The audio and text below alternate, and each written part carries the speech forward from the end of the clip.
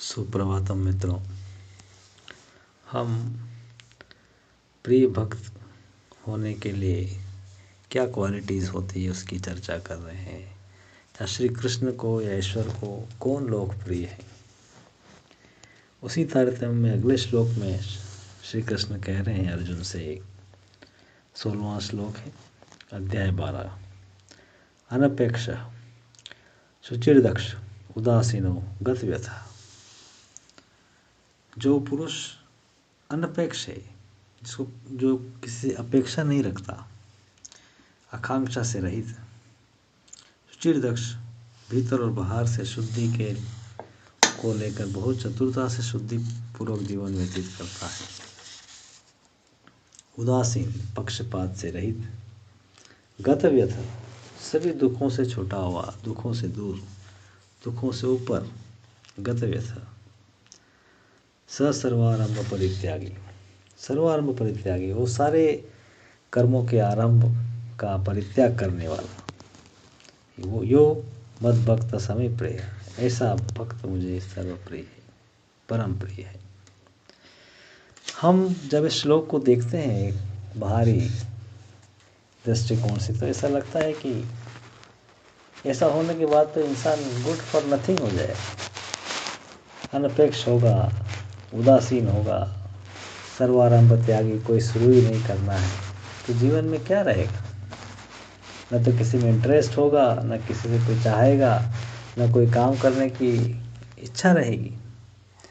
लेकिन ये एरर है, ये गलती है मित्रों। श्री कृष्ण हमें उदासीन, अनपेक्ष संसार से कर रहे हैं। आपको उनके प्रति या ईश्वर की जो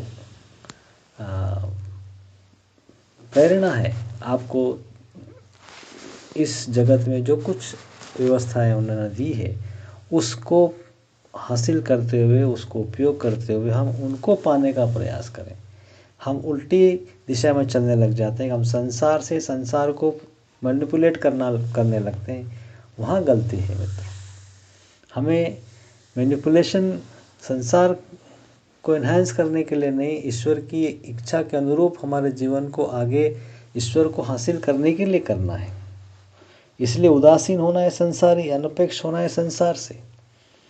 हम ईश्वर का काम समझ कर करेंगे, ईश्वर के लिए करेंगे, तब ये काम उतना परफेक्टली होगा कि शायद संसार के लोग कल्पना भी नहीं कर सकते, और संसार का भी कल्याण होगा उसमें, और अपना तो है ही, और इस जीवन में जो मैक्सिमम हासिल करना वो भी हो सकेगा।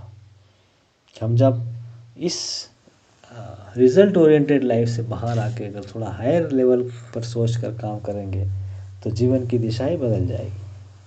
तो श्री कृष्ण अर्जुन से वो कह रहे हैं, निराशीष निर्ममो भूत्वा।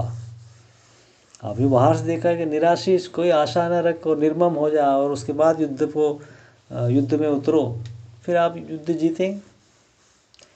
हम जब इन शब्दों के पीछे जाएंगे तब उसके मर्म को पकड़ पाएंगे मित्रों। श्री कृष्ण हमें अमानवीय होने के लिए नहीं कह रहे हैं, हमें उन गुणों से ऊपर उठने के लिए कह रहे हैं कि जहाँ से आप साफ साफ देख सकेंगे और न्याय कर सकेंगे आपके रिश्तेदारों के प्रति, आपके समाज के प्रति, आप कर्मों के प्रति, आपकी जो भी व्यवस्थाएं हैं उनके साथ हम न्याय तभी कर पाएंगे जब हम उन ऊंची चेतना से उठकर देखेंगे। तब वो कह रहे हैं कि जो अनपेक्ष हो, जो शुचिदर्श है, उदासीनो गतव्यथा, उदासीन है, वो बाहरी संसार के थप्पड़ों से डिस्टर्ब नहीं हो रहा है। हम हर छोटी मोटी चीज़ों से गड़बड़ाने लगते हैं और चीज़ों को उटपटांग तरीके से करने लगते हैं। जब आप उदासीन होंगे तो आप बहुत ज़्यादा डिस्टर्ब नहीं होंगे। You will be able to, जिस तरह से एक डॉक्टर सर्जरी करता है तब इस सारे गुण उसमें विद्यमान होते हैं। वो अपने बच्चों का सर्जरी कभी नहीं कर सकता है डॉक्टर, क्योंकि वो जब इन्वॉल्व हो जाता है वहाँ पर, वो इन्वॉल्व होता है तो वो अपने आप से पहले ही बाहर हो जाएगा कि he will ask his friends कि आप जो सर्जन होगा दूसरा वही करेगा, मेरे बेटे का सर्जरी है, वाइफ की सर्जरी है, वाई इज़ नॉट डूइंग। यही कारण है मित्रों कि हमको उससे ऊंचा उठना होगा, तभी हम उसके लिए कुछ कार्य कर सकते हैं। तो यहाँ श्री कृष्ण हमसे ये चाह रहे हैं कि हम हमारे ऑर्डिनरी चेतना से ऊपर उठ के अनपेक्ष रहें, उदासीन रहें, गतव्यथा रहें, संसार में दुख हैं, परेशानियां हैं, उनसे ऊपर उठें। हम दुख को, संसार में कष्ट में ही रहेंगे तो हम कभी भी, अगर किसी का फ्रैक्चर हो गया तो उसके दुख में ही रहेंगे तो फ्रैक्चर को कभी भी जोड़ नहीं पाएंगे। हम उस दुख से ऊपर उठना होगा, तभी हम उसका फ्रैक्चर को भी ठीक कर पाएंगे और उसको इस चीज़ से बाहर निकाल सकेंगे। वैसे हमारे जीवन के साथ भी है कि हम जब इन गुणों से थोड़ा लिफ्ट करेंगे तभी हम न्याय कर पाएंगे मित्रों। तो हम इस श्लोक की जो महिमा है, उसकी पीछे जो ट्रूथ है उसकी तरफ चलें, न कि हम सोचें कि अरे ऐसा करने से तो हमारा जीवन निरस हो जाएगा। हम उस सत्य को पकड़ने का प्रयास करें, तभी हम आगे बढ़ पाएंगे मित्रों। वंदे मातरम।